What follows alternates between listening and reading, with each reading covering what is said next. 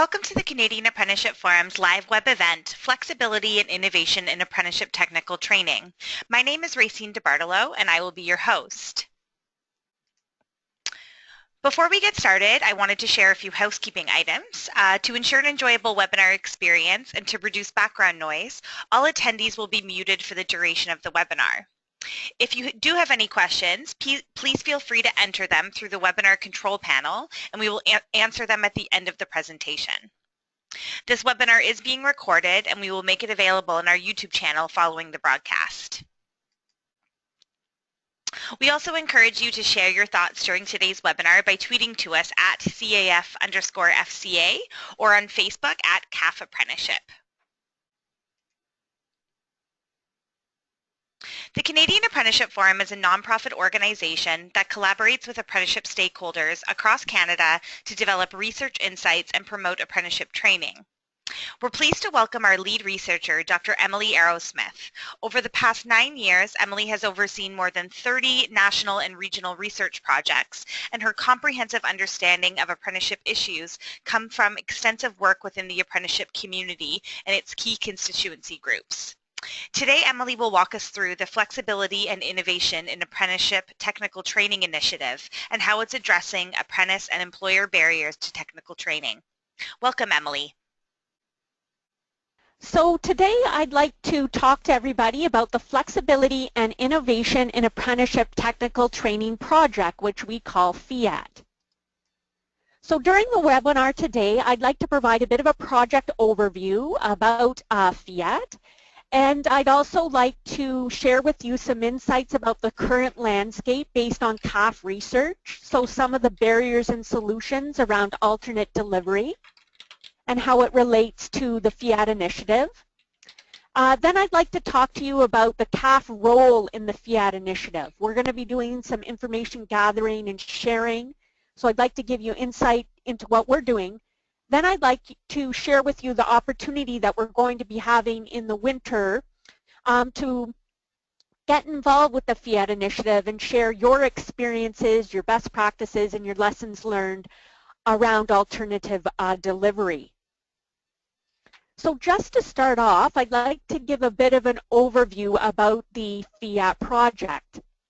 The Canadian Apprenticeship Forum did receive funding from Employment and Social Development Canada to coordinate information sharing among 10 pilots that had been funded as a part of the Fiat project. Now, the purpose of the Fiat initiative, it really has 4 main goals, and those are to help apprentices progress and complete their training. And we know this is an issue in apprenticeship because the completion rate is around 50%. So how can we help apprentices move through their programs and complete their training? Another important goal of the Fiat initiative is to reduce wait lists for apprentices when trying to pursue technical training and reduce time away from the workplace, because many employers don't want to lose their apprentice for 6 to 8 weeks. They want to be able to keep them at the workplace. Another important goal of the Fiat initiative is really to create access to training, especially for rural and northern and Aboriginal apprentices.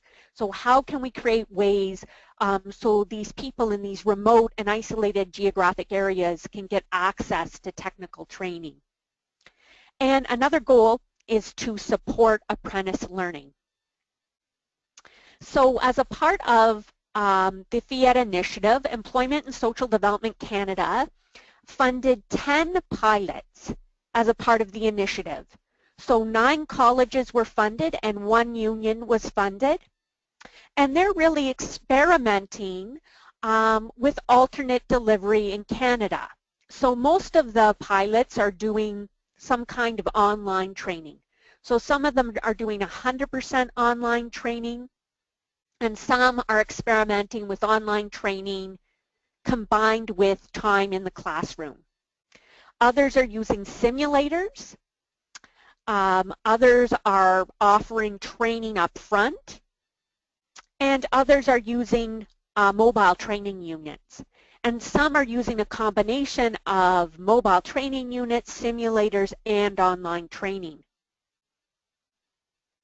The 10 pilots deal with a variety of different trades.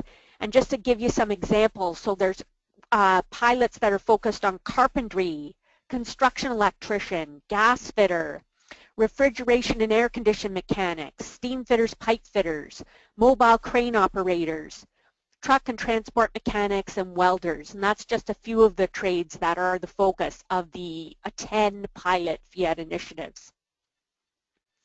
In terms of CAF's role in the project, the Canadian Apprenticeship Forum was asked by Employment and Social Development Canada to conduct an environmental scan about alternate delivery, just so we would have a better sense of the current landscape. We were also asked to implement a survey with 500 apprentices who were in block release training as a point of comparison and to better understand apprentice experiences in traditional technical training. And we were asked to conduct 50 interviews with pilot participants, employers, college instructors, and pilot administrators. The Canadian Apprenticeship Forum is also playing an important role in sharing the findings with the apprenticeship community, so we'll be hosting a one-day dialogue next October, and coordinating information sharing with the pilots throughout the project. And CAF will be implementing its project from April 2016 to March 2018.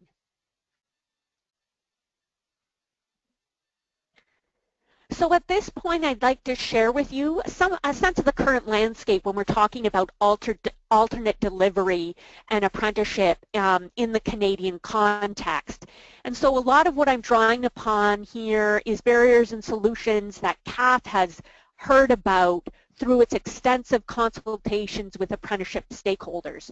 So we've talked to college instructors, employers, provincial and territorial apprenticeship authorities, and apprentices themselves. And so we have a good sense of some of the barriers and solutions around alternate delivery, and we've produced various different reports on this project, and all of those reports are accessible off the CAF website on the reports and resources page if you'd like to delve into the details a little bit more. So as we understand, traditional technical training means that apprentices leave the workplace for a block of time each year to complete their technical training. This technical training usually occurs in an institution such as a college, a union, or a private trainer for a set number of weeks, and it's usually 6 to 8 weeks per year, but it can vary. For some apprentices and employers, this traditional block release system may pose some barriers. So when CAF has consulted with the apprenticeship community and with apprentices and employers, these are some of the common barriers that come through the research.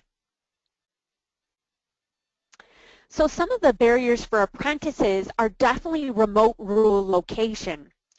So sometimes apprentices have to move temporarily to go to their technical training if they're in block release. So for those 6 to 8 weeks, they might have to go and move to a totally different city or town so that they can access their training. But this can cause a barrier for some individuals who might have family and cultural commitments, and they don't want to travel and move somewhere else. And relocating is a huge expense for them and a huge burden. So they might not pursue their technical training. Low volume trades are also an issue. Training might not be offered every year if there's not enough people in that particular trade to justify setting up a class. So in trades where we see there are low registration numbers, training might not be offered and people might get delayed in progressing through their programs because they can't get access to technical training. Another barrier is financial.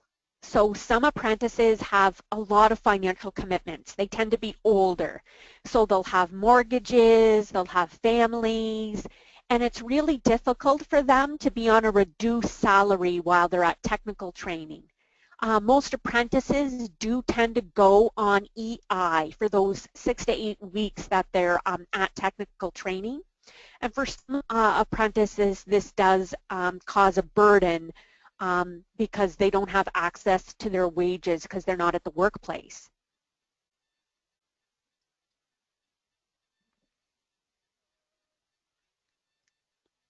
There's some barriers for employers as well that have been revealed throughout the research. So for some employers, block training tends to be inconvenient, especially if they're a small business and they don't have a huge staff. So when that apprentice goes to their technical training for 6 to 8 weeks, the small business really suffers, and they really don't want to let go of that person for that length of time. In certain sectors where it's very busy at particular times of the year, they also find it a burden to release the apprentice for the 6 to 8 weeks. We also see a challenge for employers around e-learning and online learning, which also relates to alternate delivery. So they really want their apprentices to learn online because that's how they're going to do a lot of their on-the-job learning in terms of developing future technical skills and soft skills on the job. So they really want the apprentices to be familiar with online learning, but sometimes this can create a challenge for the apprentice whose computer literacy skills might make it difficult for them to learn online. So in trying to get a sense of the current landscape in terms of alternate delivery in Canada, we know that the provinces and territories have undertaken a number of different initiatives across the country to try to address these apprentice and employer barriers around alternate delivery. They're committed to experimenting and trying to address these barriers because they want more apprentices to complete their training, and they want to facilitate access to training and learning. So when we take a look at the different things the provinces and territories have done in partnership with colleges and unions and other apprenticeship stakeholders, we see that they've tried a number of different things. So a lot of the jurisdictions have done day release. So 1 day of technical training per week will be done rather than the block of the 6 to 8 weeks. And jurisdictions say that this works particularly well in the cook trade, where the cook employers don't want to lose their apprentice for those 6 to 8 weeks. So that 1 day of technical training, that day release method really works well in that trade. We know the jurisdictions have also funded truck and trailer mobile training units that drive to a remote area, and in the truck or trailer, people will learn through online learning, videos, and simulators. And this creates access to learning for people who don't want to leave their community. And the provincial and territorial apprenticeship authorities find that this has worked well in terms of creating access to training for Aboriginal communities and those apprentices who live in rural or northern areas. Jurisdictions have also, in certain trades and sectors, experimented with upfront training. So the apprentice does the technical training at the beginning rather than alternating back and forth between technical training work. This is also the approach taken in Quebec. So in Quebec, apprentices will do their technical training up front.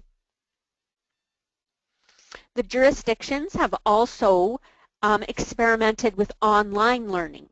So they've taken a number of different approaches here. They've done 100% online learning, so the apprentice actually doesn't leave the workplace, but they do their online learning at night or on the weekend. They've also experimented with partial online learning, but also with access to Skype or video conferencing so that the learner does have interaction with an instructor. And sometimes the video conferencing will even occur with an instructor in a classroom to reduce that feeling of apprentice isolation. Hybrid is another approach that's been taken, and this really uses a combination of some of the technical training is online, and then there's part of the time that is spent at the technical trainer, either in the classroom or in the training center. Simulators have also been used and supported by the jurisdictions. CAF has shown that there are both benefits and challenges with each of these forms of alternate delivery. And this is based on our consultation with the provinces and territories based on their experience with college instructors and employers. So when we're thinking about online, mobile training units, alternate class times, these are beneficial because they accommodate apprentice-employer schedules better. So the apprentice doesn't necessarily have to leave the workplace, but they have access to technical training, which is going to help them progress and move forward with their apprenticeship training. Employers say it's more convenient for their schedules because they don't necessarily have to release the apprentice for a long period of time. However, there has been noted some challenges with this kind of learning.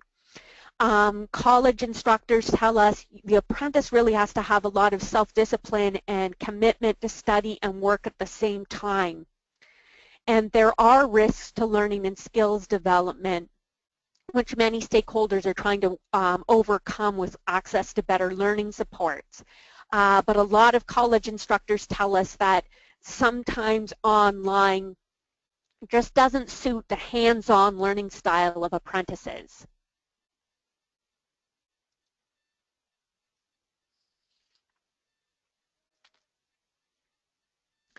There also are benefits and challenges associated with simulator training. So simulator training does give an apprentice an opportunity to practice their skills. And this can really be helpful because the apprentice may be able to practice dangerous scenarios and gain more practice hours in a safe environment without damaging very expensive equipment. So this supports their learning. However, when we talk to college instructors about simulators, they do say that experience with actual equipment is still required to fully grasp the skills, and that can be a challenge with simulator training.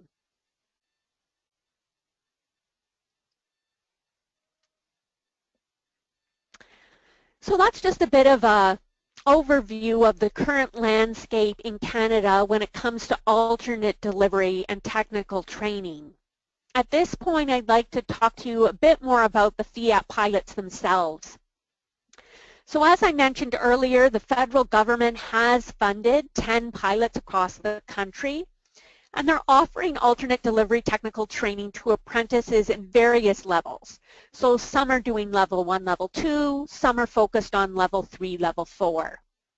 And the forms of alternate delivery included in the pilots are online with a combination of time in the classroom, upfront, mobile training units, and simulator training.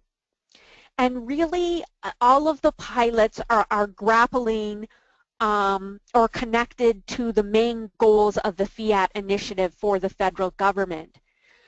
So when we look at the commonalities among the pilots, they're all focused on trying to support progression and completion through apprenticeship training.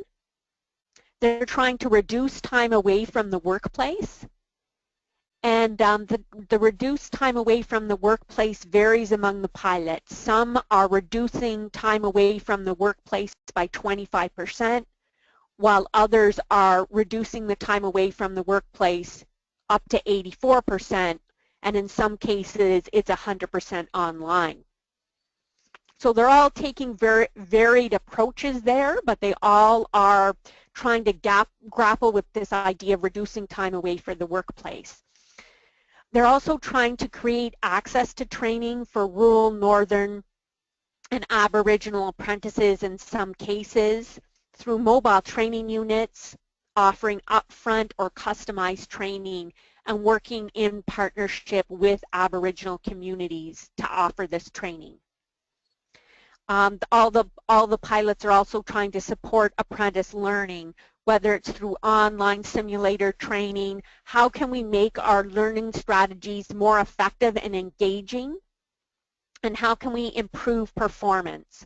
Are we going to give them more time to practice and improve their skills? And how can we make sure that the training is meeting employers' needs?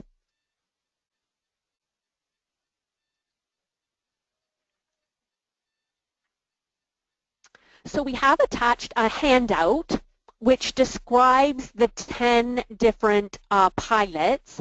So I'm just going to describe these at a very high level, but if you'd like more detail, please feel free to go and look at the Fiat pilots handout that we've provided. So the British Columbia Institute of Technology is offering online and time in the classroom training for gas fitters, steam fitters, pipe fitters, plumbers, and refrigeration and air conditioning technicians.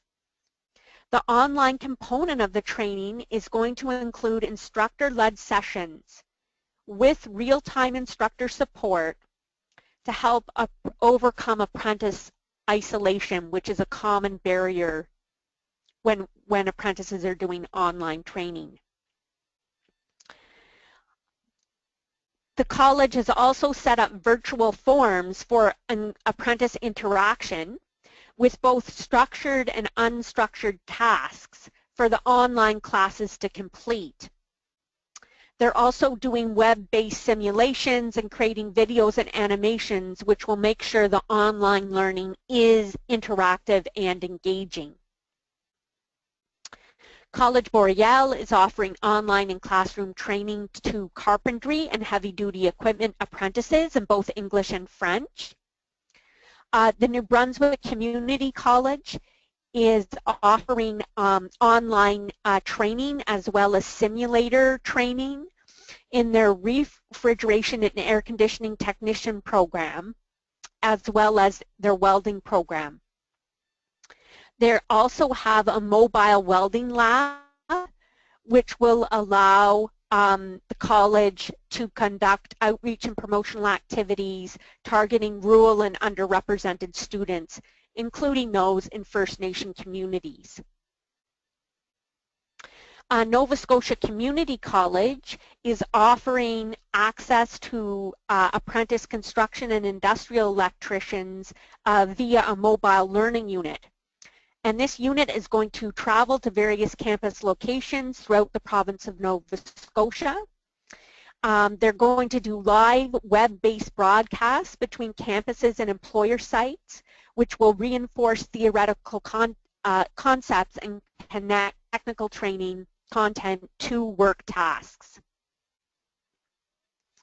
And this mobile unit is really going to provide apprentices in Nova Scotia an opportunity to receive training which they otherwise would not have had access to. The college is also offering an interactive platform for online training for those construction and industrial electrician apprentices. The Operating Engineers Training Institute of Ontario is going to purchase some crane simulators, and they're going to have their apprentices spend time practicing operating either an actual crane or a simulator and drawing on a performance database that tracks apprentice progress over time against their peers to see how training is impacted. They're also going to allow for more practical learning of complex employer-driven training scenarios. So on the simulators, apprentices are going to have the opportunity to rehearse difficult or dangerous scenarios, but it's going to be in a safe and controlled environment. And the operating engineers are actually going to work with the employers to design these scenarios and ensure that the skills being developed are going to be transferable to real-life conditions. Portage College is providing online and classroom training for rural heavy equipment technician apprentices, reducing the time away from the workplace. Red Deer College is offering upfront technical training in the welding trade and is also using simulator training and are working with First Nation partners to really help create access to training. And their hope is that they can help apprentices achieve their trade qualification. Saskatchewan Polytechnics is implementing a project with both online and classroom components, and trades included are construction electrician, plumber, heavy-duty equipment technician, and truck and transport mechanic. Their aim is to make the learning really interactive with faculty so that learners can fully benefit from the instructor's advice and guidance and that they don't feel isolated.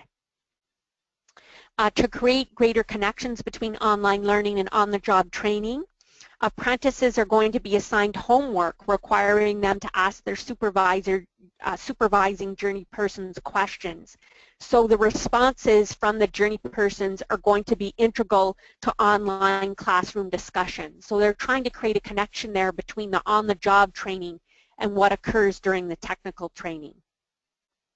Thompson Rivers University is offering opportunities for apprentices to complete the upper levels of their training in an accelerated manner by using a combination of online and in-class. And Yukon and Aurora colleges are working together to provide a combination of both online and on-site technical training in the carpenter, oil, heat system technician, gas fitter, heavy-duty equipment mechanic, plumber, and automotive service technician trades. This project is going to provide greater access to training for Indigenous and Northern rural apprentices. The intake of participants will be continuous based on matching an apprentice with an instructor and tutor in a northern community as requests are made. So that's the overall sense of what each of the 10 Fiat pilots are doing. And please, if you'd like further detail, check out the handout that is provided with this webinar.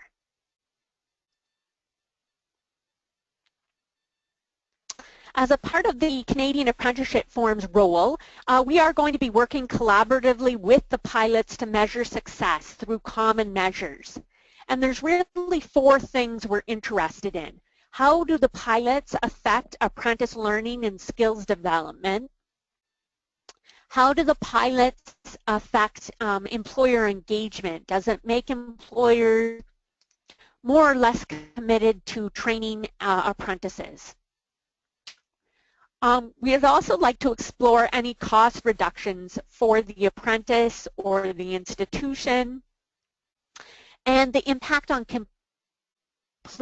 the pilot, having access to participating in the pilot, allow apprentices to progress through their training. Did it help them complete if that's applicable? What impact did alternate delivery have on completion?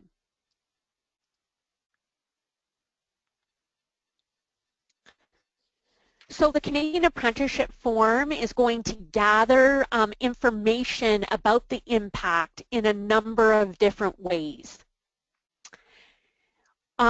Our goal here is really where there's areas of common interest. We want to be able to use consistent and standard questions based on common themes of interest to ensure that we have a better understanding across the country about the impact that these pilots had.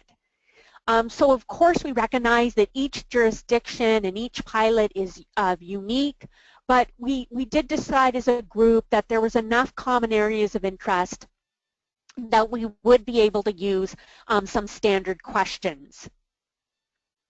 So one of the things we've agreed to do is we're going to do pre and post questionnaires with the pilot participants. So at the beginning, we're going to ask apprentices what their perceptions and expectations are. And then at the end of the pilot, we're going to ask the apprentices what their experiences were. And some of the key things that we're going to be asking them about is their access to learning support, their access to the instructor, did they feel the training was flexible and met their needs, and what did they feel some of the improvements could be around the training. We also want to ask them about their intention to complete and whether they're experiencing any barriers to completion. For comparative purposes, we also want to do an online survey with 500 apprentices in block release technical training. That survey is live now, and we really just want to understand across the country how does the apprentice population feel about their technical training experiences. How do they feel their access is to learning supports and time with the instructor? What are the challenges for them around relocation and time away from the workplace? We also want to ask them about their intention to complete as well. We're also going to do interviews so we can gather more qualitative information from the pilot participants, employers, instructors, and pilot administrators. So when we do these interviews, we're really interested in better understanding what were the challenges and the benefits of alternate delivery. Were there any differences based on the interviewee's perspective between skills development for apprentices in alternate delivery versus those in traditional block release technical training? For employers, we want to better understand, did it impact their business in any way by having the apprentice at the workplace more? Did it increase or impact in any way their commitment to hiring and training apprentices? From apprentices, we want to know their perceptions and feelings about being in the pilot and whether they would recommend alternate delivery to others. So those are going to be some interviews that we'll be conducting after the pilots are completed towards the end of the project. We're also doing some online discussion forums with the broader apprenticeship community. So those are really the approaches we're taking to better understand the impact of the pilots. So we're going to do these pre and post questionnaires with all the pilot participants. We're going to do, for comparative purposes, an online survey with 500 apprentices in block release, and that survey is live now. And at the end of the project, we're going to do some interviews with pilot participants, employers, instructors, and pilot administrators.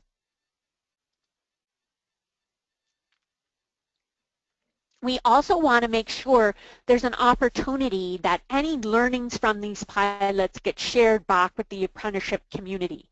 So in October 2017, we're going to have an all-day discussion in person about the Fiat pilots and alternate delivery, and we encourage everyone from the apprenticeship community to attend. It's going to be held at the Delta in Ottawa.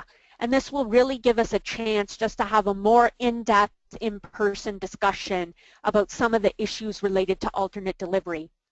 And we really want to make sure that the apprenticeship community can benefit from all the lessons learned and best practices that have been developed throughout these pilots.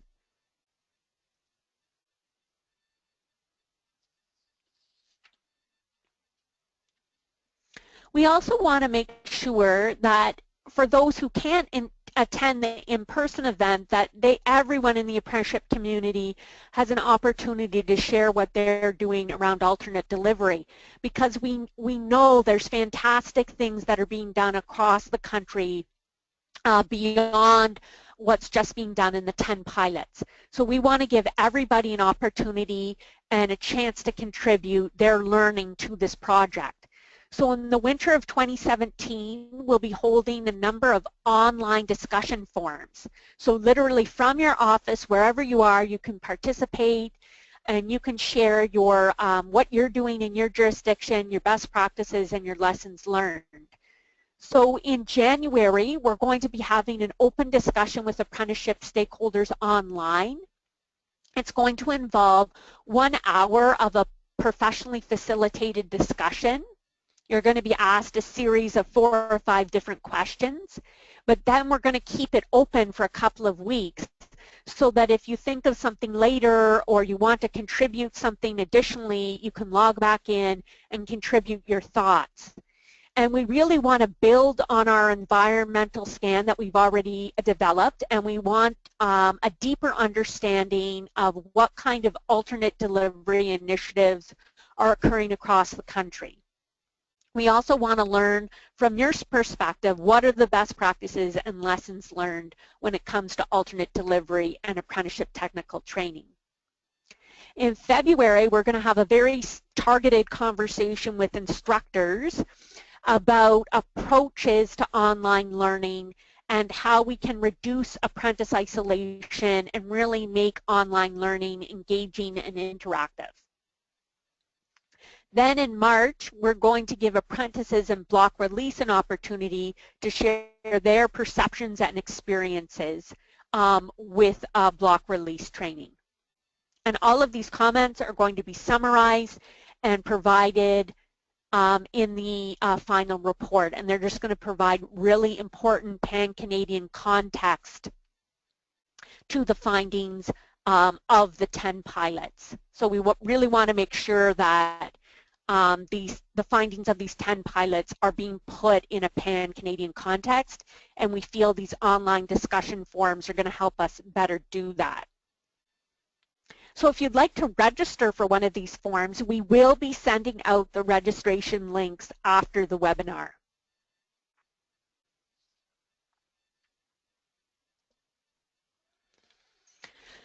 I also want to let you know about some upcoming events that the Canadian Apprenticeship Forum is hosting. So in February 2017, we're going to be hosting a dialogue in Edmonton, Alberta. Actually, I think it's the date was changed to the beginning of March.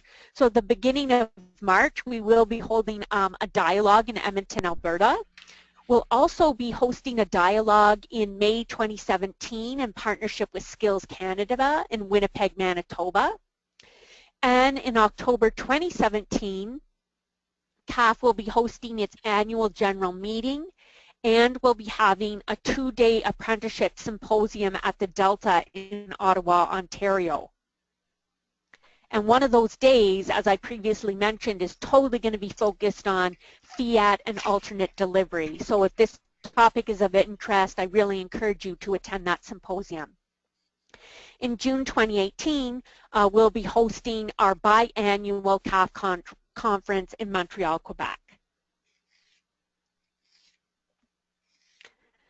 So that's the information about the Fiat initiative that I wanted to share with you today. Please, if you have any questions or comments, feel free to call me or email me. I'm eager to hear from you and what your experiences have been with alternate delivery and apprenticeship training.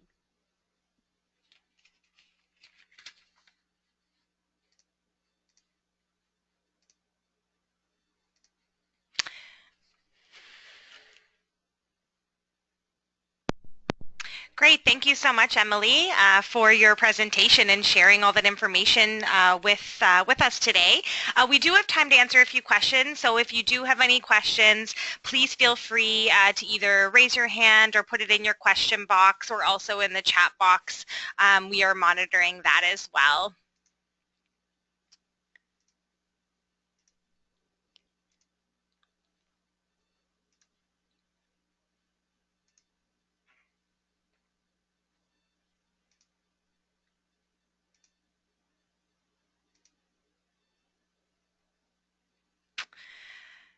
Great. Great. Well, we'll definitely make Emily's contact information and the recording of the presentation available after the webinar. We did have a few questions that came in regarding the handout. If you'd like to take a peek at it right away, if you look in the control panel of your webinar in the handout section, you will see the attachment. The handout is attached there, but we'll also email you a link to the attachment on our website after the webinar. Like Emily said, we'll also be providing you with the links for the online forums, and I know there was a few people who had trouble connecting at the beginning of the webinar, so just a reminder that the webinar is recorded and we're going to be uploading it on our YouTube channel, and we'll send it to you following the webinar.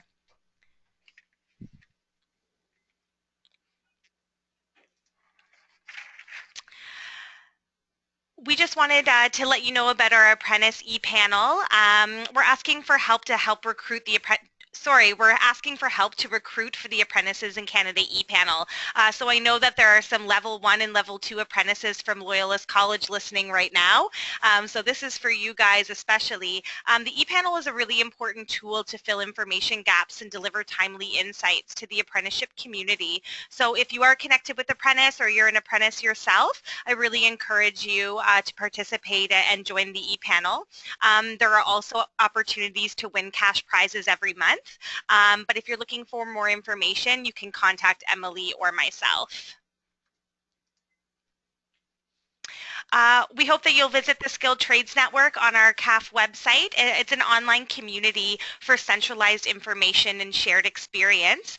The goal here is to really help potential apprentices overcome barriers to skilled trades careers, such as finding employer sponsors, and also to engage employers in learning about the business case for hiring apprentices.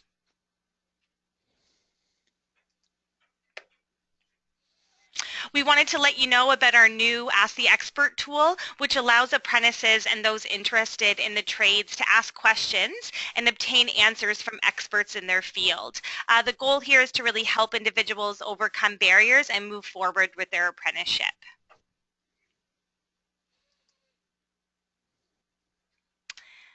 Lastly, we hope that you'll join us on in our social media community to stay informed on the latest in apprenticeship news and events. So it looks like we have a few questions coming in, Emily.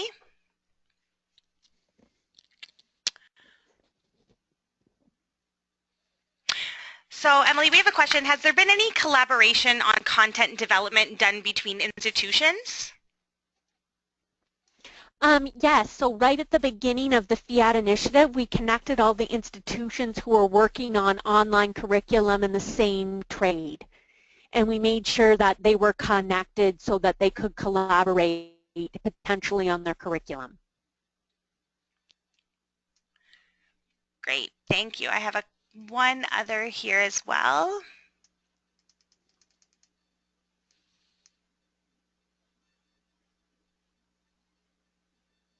So I have someone who's interested in knowing what learning management systems the college and the pilots are using for online training.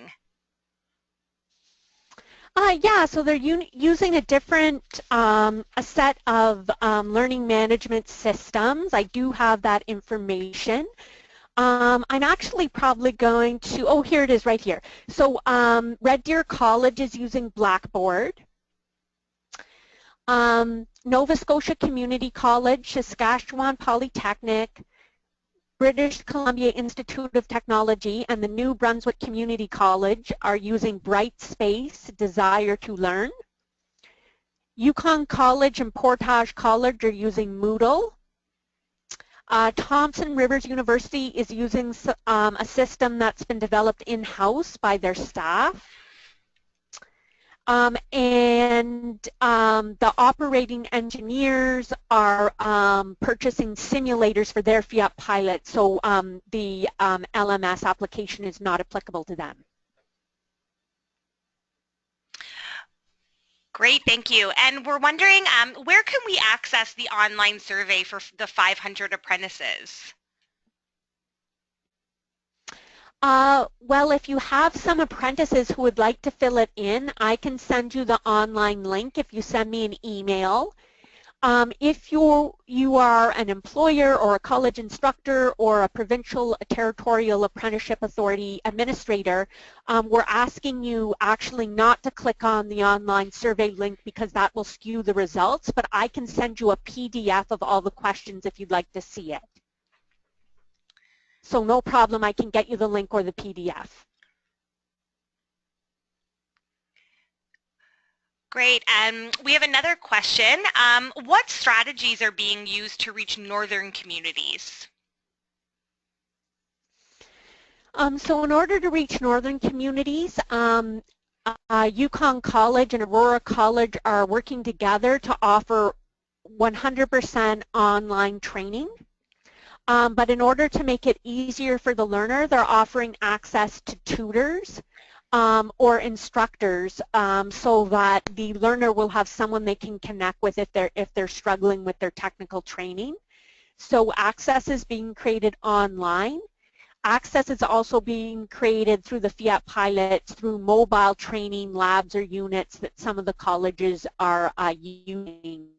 And that is giving people in rural and remote areas an access to learn in the trailer, and they don't have to travel to a town or city to get their technical training.